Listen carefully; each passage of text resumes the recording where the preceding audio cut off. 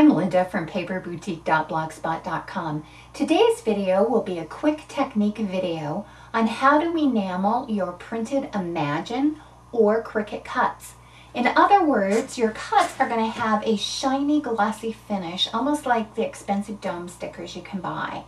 And I'm going to show you the finished product here. This cut is from Nursery Tales and I love it. I hope you can see the shine. It's just super glossy.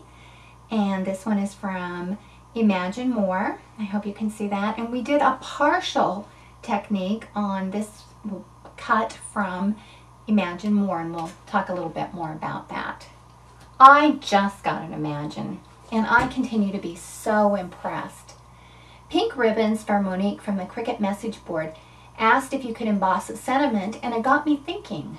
I love to stamp and wondered if I could clear emboss over the Hewlett-Packard ink without it smearing. The answer is yes. I can't believe it. This ink does not run even when heated numerous times with an embossing gun. And let me show you what I did. First, I made sure that the ink was totally dry. I'm using cuts that I made the night before, and some of these are just practice cuts.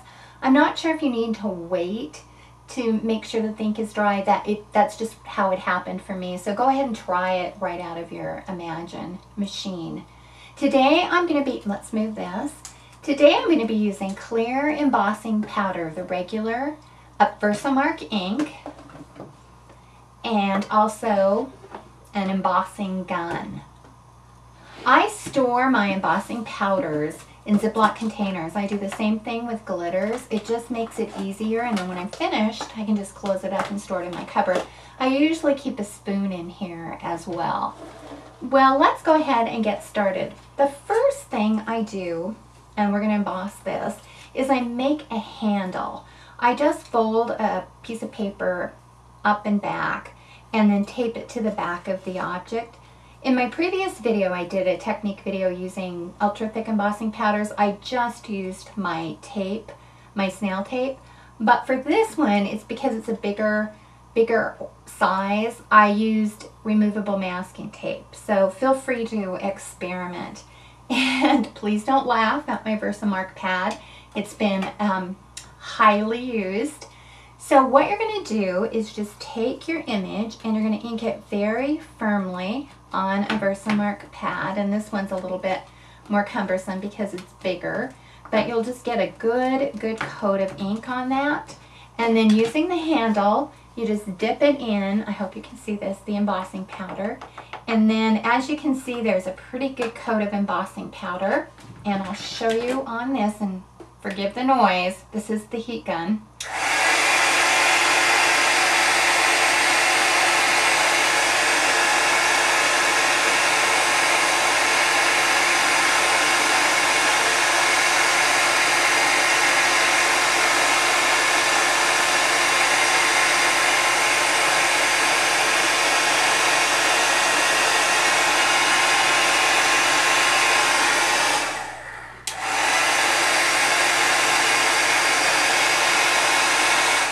Now, I'm not going to make you endure 3 times. If you stop here, it's really bumpy.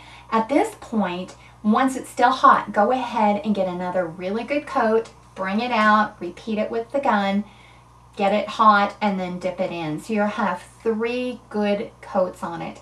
If you find the embossing powder isn't sticking, let it dry a little bit and then re-ink it and then use the embossing powder. And let me show you what it's going to look like when you're finished. It's going to have a nice, thick, glossy coat on it, which looks, like I said earlier, like the dome stickers that you can buy. Well, I'd like to show you a different technique. This particular technique involves just doing a portion of an image. In this case, I just did the butterfly. Let me bring in an example of what not to do, first of all.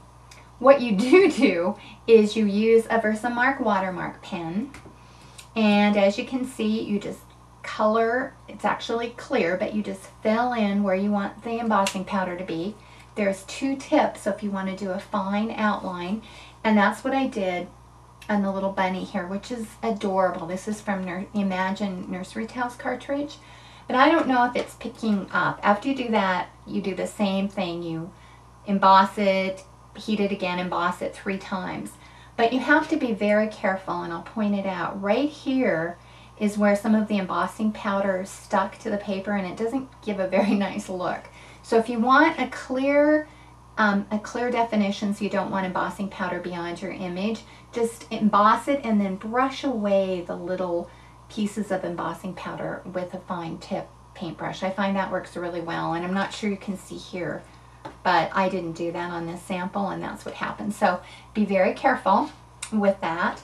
Another thing that I did on my previous video is I took a regular Cricut cut, and this was from Forever Young cartridge, and I used ultra thick embossing powder. For this technique, I used the regular embossing powder because I didn't want it super thick, but if you want that little thicker look, go ahead and try the ultra thick embossing powder. Sometimes they call it UT, and that's what I did. So this technique works wonderful for Cricut cuts and especially for the Imagine cuts. Well, I'd like to thank you for watching, and please check out my blog at www.paperboutique.blogspot.com for more videos and project ideas. Bye-bye.